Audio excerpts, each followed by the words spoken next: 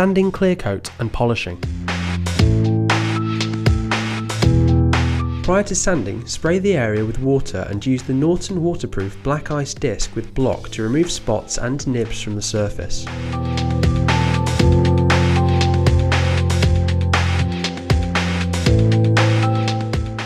Using a random orbital sander, place a Norton Ice 1500 grit disc directly onto the backup pad and dampen the surface with water.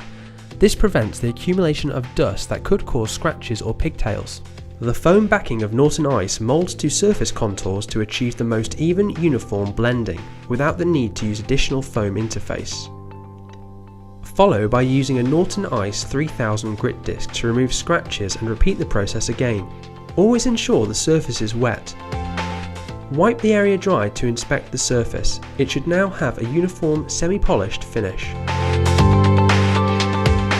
To polish, start with the blue medium density foam head. Apply Liquid Ice Step 1 Quick Cut to the work area and spread with the pad before starting the machine. Polish using medium pressure at 1500 to 2000 RPM. Ensure all sanding scratches are removed. Next, use the soft black foam head, applying Liquid Ice Step 2 OEM to the surface and polish to remove all swirl marks.